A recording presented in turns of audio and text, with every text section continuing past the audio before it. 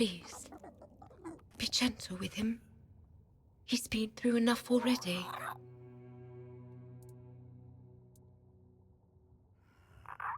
No one knows. He barely speaks. And when he does, it's all nonsense. The poor man's lost his mind. I'm afraid there's no point in talking to him right now. Besides, he needs rest. You should speak to Legate Denham. All I know is they sent him somewhere. And when he came back, he was like this. If I had to guess, I'd say it's the effects of the weirdness. He's a seasoned soldier. I'm sure he's seen plenty in his life. I doubt anything could scare him enough to drive him mad. The other soldiers said he was acting completely normal before. So it's not some long-standing illness of the mind. Unless he hid it very well. But I've seen similar cases. In people who spend a few nights, or even one, beyond the Menhir's reach.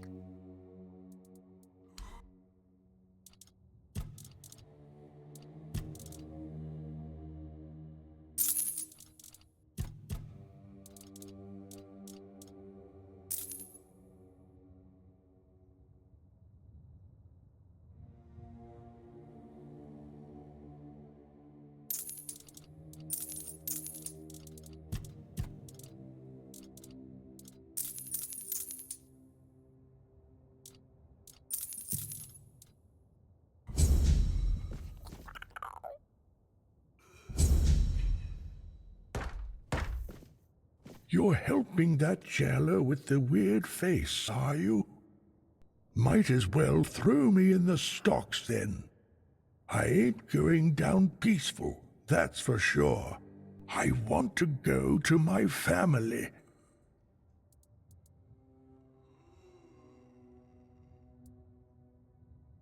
To me, this is a prison. And the worst kind at that. Even prisoners of war get better treatment. At least they don't have mutants poking at them. That damn weird spawn girl.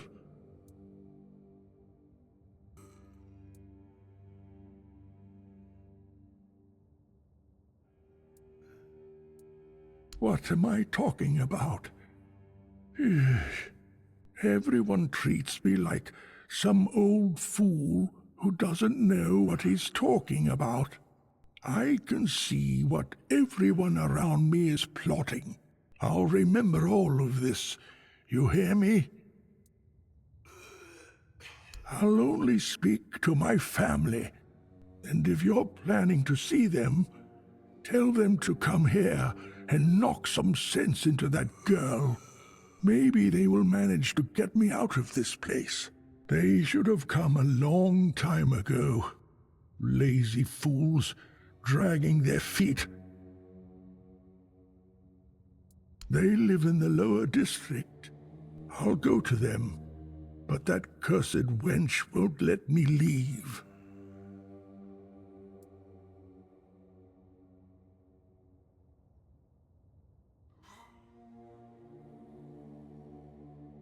Bollocks! There's been no Red Death since King Arthur's times. I bet she's the one who filled your head with all that nonsense, eh? Don't listen to her. You can tell right away that nothing good comes from her. Good folk don't end up twisted like she is.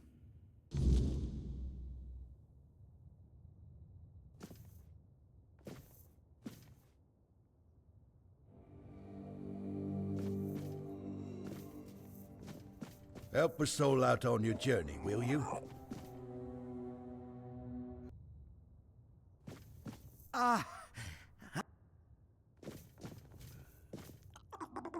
Welcome, you who walk the same path. A handful of Camelot soldiers, myself among them, were chosen for a special mission under the command of the Red Church. The priests sought an artifact said to be hidden within the toll house at the border. Yet, what we found was far more precious.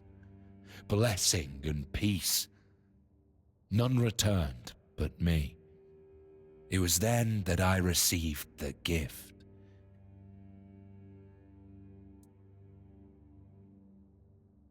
I have heard the tales of the Red Priest's brutality, and I have witnessed it myself. Their methods are harsh, yes, but tell me, what better way is there to cleanse the flesh, to hollow the body, and make room for the words glory? We are not perfect as we are. We must be bent into the proper shape. Farewell. Drip, drip!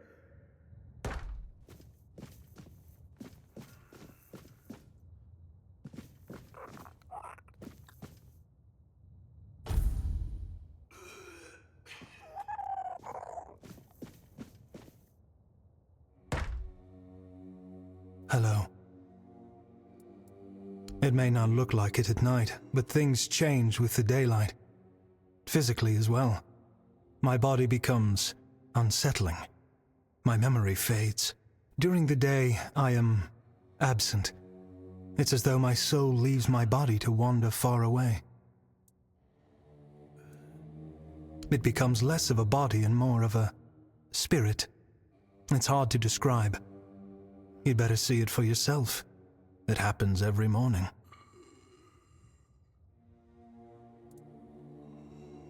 All I know is that life continues around me, but it's like I'm enveloped in a dense fog, unable to see any colors.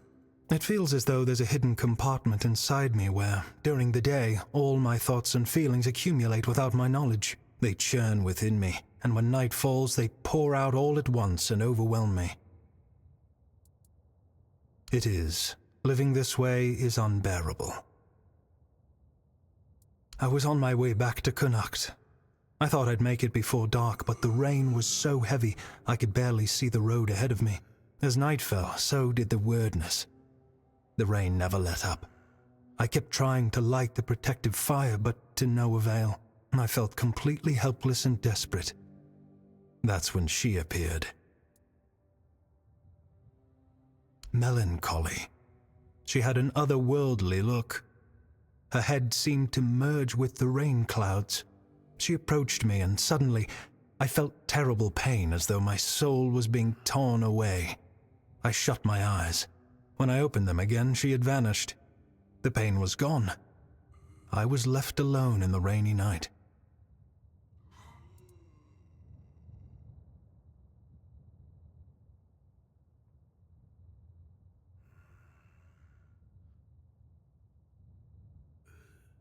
No, she never said a word, yet somehow I knew that was her name.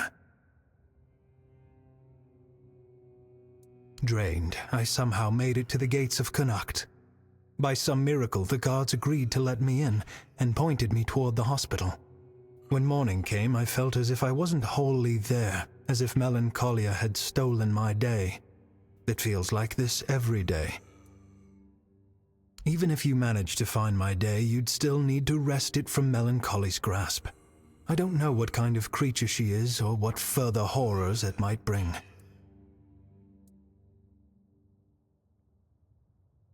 Would you really risk your life for a stranger? Your courage is admirable. I couldn't ask that of you, but I won't refuse your help either. But if you decide that the challenge is too great, do not hesitate to save your own life. Hello. I don't want to be just a shadow of myself anymore.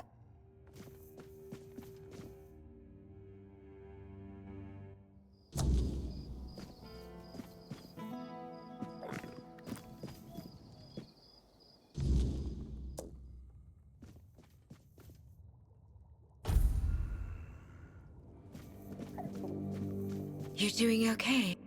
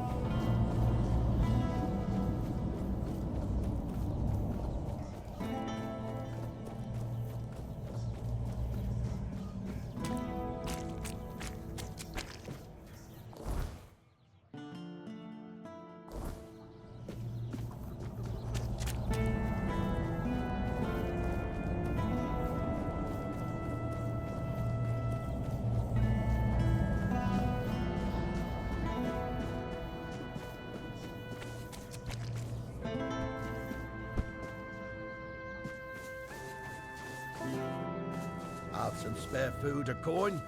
Anything helps. I didn't mean to be a bother. I'm really sorry.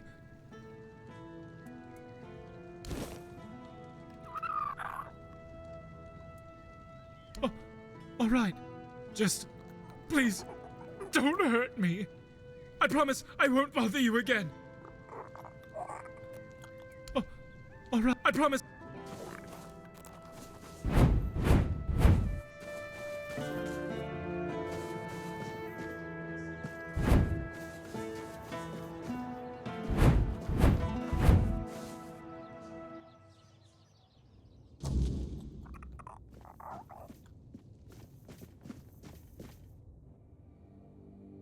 Ah, a visitor. I'm Ebert Talbot, at your service. Pardon the mess, we're packing. The weirdness is drawing near, and I intend to have my family in Borough by week's end. Wait, you must be the stranger everyone's talking about. The one who made the menhir glow brighter. Just perfect. My wife already refuses to leave, and now your arrival will only fuel her delusions. Family legacy, ancestral home, take your pick.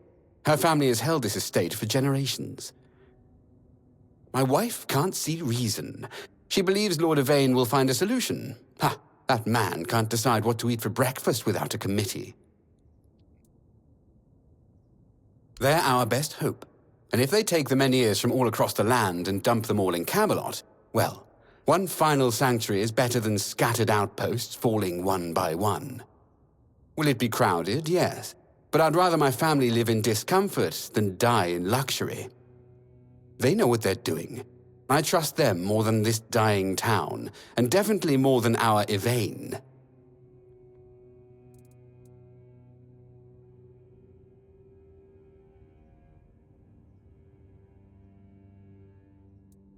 Multiple times. I've attended every meeting, presented rational arguments, offered to fund transportation for those who cannot afford it. Yvain listens politely, then does absolutely nothing.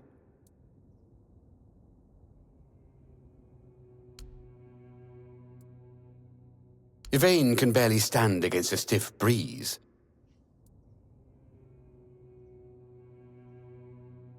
We should be ready to depart at a moment's notice, yet my wife still refuses to pack a single dress. I won't leave her behind, but I cannot stay and watch the weirdness take everything I love.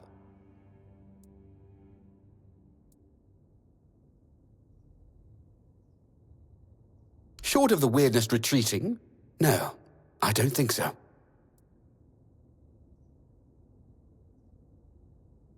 Then I face an impossible choice. Leave my wife to die, or stay and perish alongside her. I love Vesa with every fiber of my being. I cannot imagine life without her.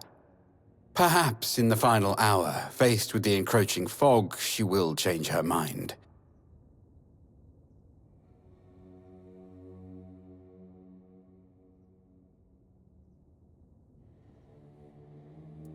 You would do that? I'd be most grateful.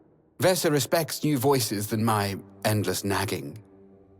If you could convince her, I would owe you a considerable debt.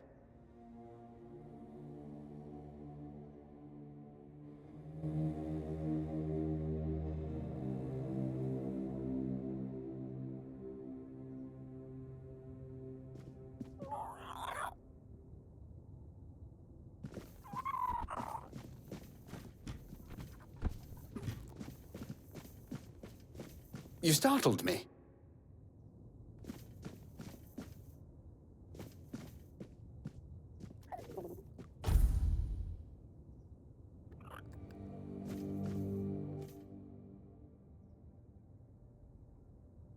Welcome. I am Vesa Meredith Talbot. Please ignore the crates. My husband's doing. He insists on preparing for an evacuation I won't join. 4 generations of my family have lived here. The wordness may take it from me, but I will not abandon it willingly. Each generation of my family faced a crisis, and each endured. What message does it send if I'm the first to abandon our legacy?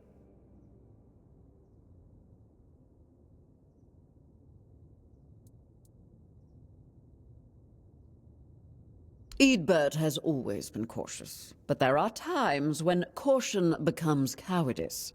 The Menhir still stands. Lord Yvain still searches for solutions. And I've heard that the Menhir responded to you. If such miracles are possible, why surrender before the battle is truly lost?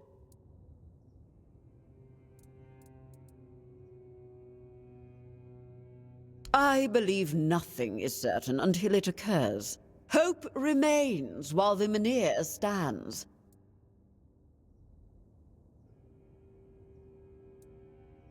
Lord Yvain carries a heavy burden, and he's looking for balance.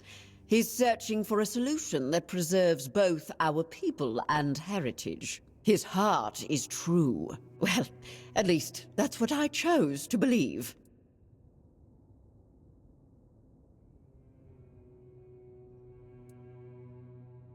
Action without wisdom is merely motion, and what's the point in that?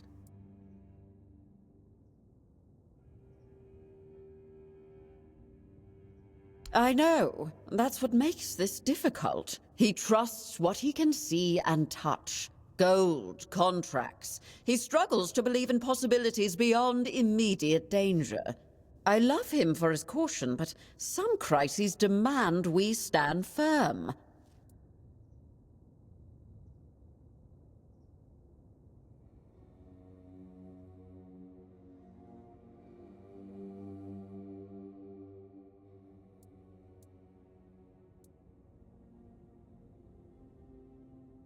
Compromise how? Leave my ancestral home to be consumed? Watch Camelot tear our Menhir from the earth? I've packed essentials should the worst come, but I cannot pretend to accept what I believe is wrong.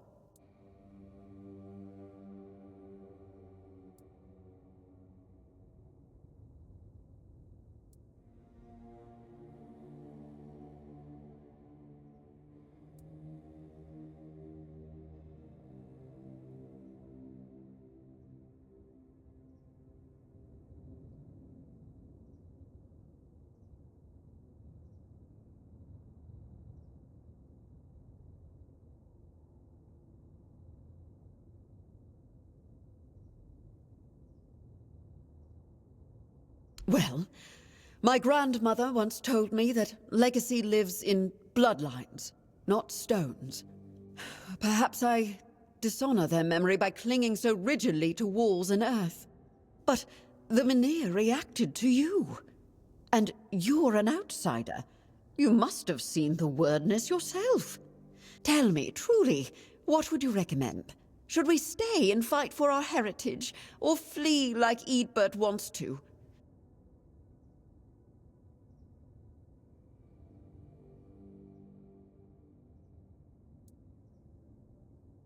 How diplomatic of you. But sometimes fence-sitting is just another form of cowardice. I asked for your counsel because you have a connection to the Menhir. Something truly extraordinary. If even you won't take a position, then I must trust my instincts. And my instincts say we stay and fight for what's ours.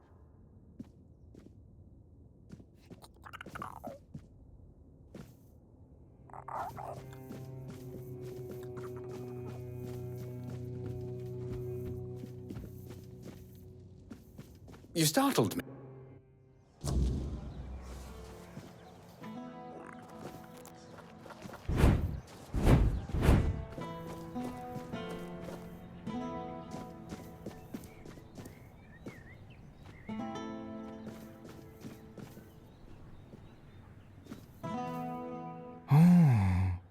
This is unexpected.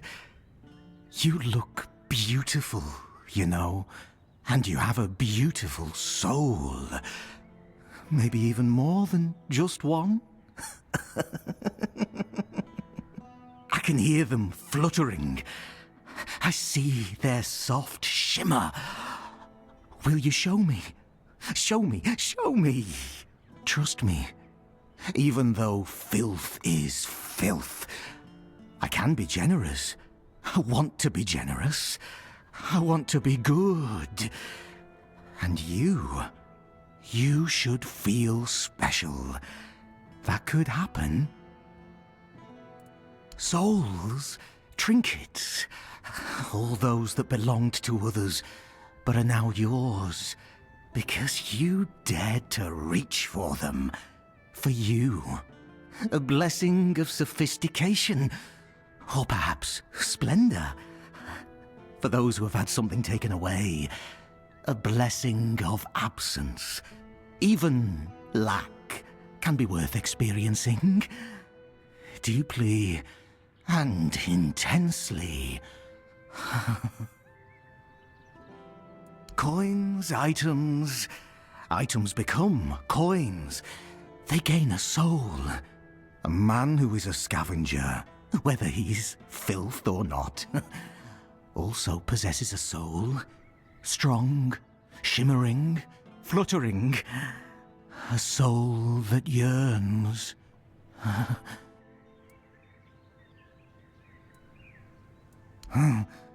Nothing more than a mongrel. Filth. Yet I could just as well be a lord, reigning over the streets of Kuanacht. But no, that would be too much. The streets belong to everyone, along with their mud, sorrow, and cold. Filth. Both a name and a title. One cannot forget about titles. There were people who made filth aware of my own filthiness. Good people. People who showed me the right way. Let it feel special.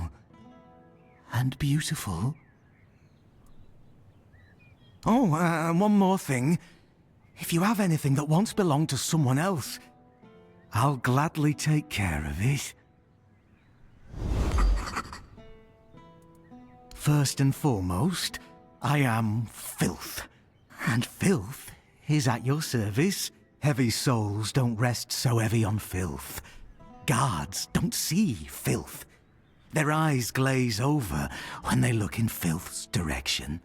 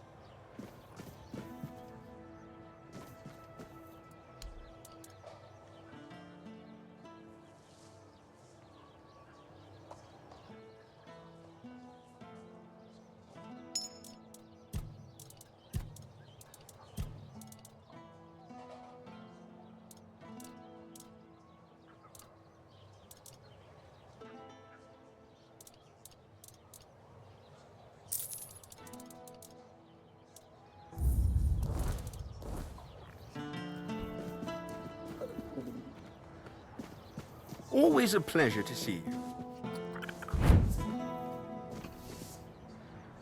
How can I help?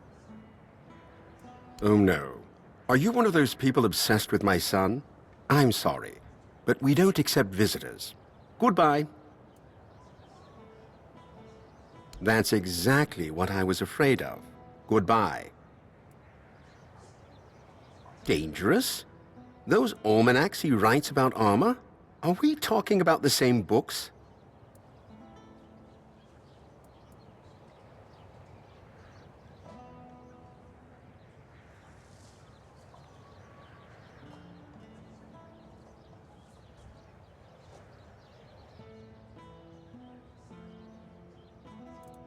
Wait, I never thought. I mean, I knew Arden's books were out there, but I always figured they were just collecting dust in some forgotten corner. Who in their right mind would use those to make actual armor? By the gods, he's not an armorer. He's just a boy with his nose in a book.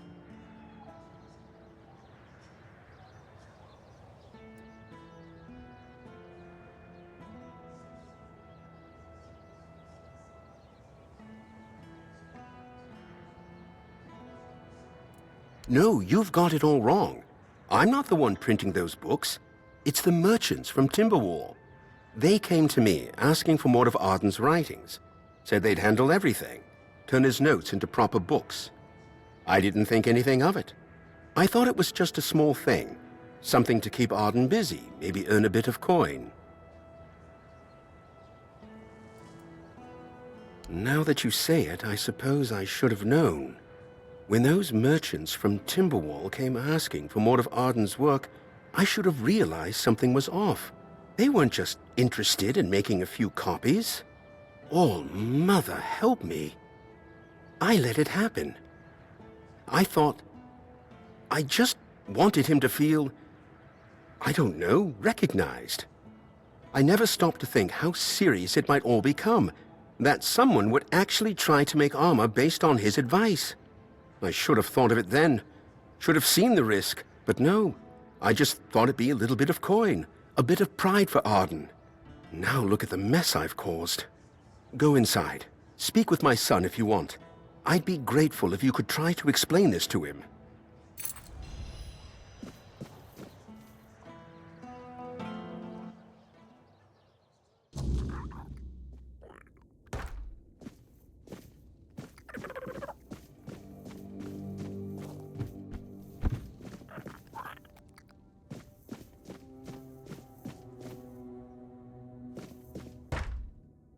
My father let you in?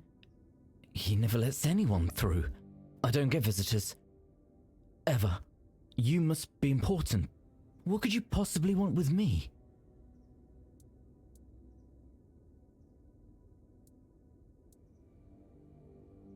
The Knights of the Round Table.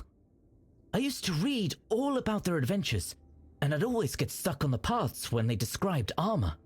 What type of steel was it? What kind of joints did it use? How did it move with the body? I needed to know how all the pieces fit together. Knights are impressive, yes, but what really caught my interest was how their armor worked. It's not just about charging into battle like people think. There's a logic to it. A system. I suppose the stories of adventure and heroism are part of it too. But armor. A knight can't fight if his armor doesn't fit exactly right. And there's something satisfying about that kind of precision.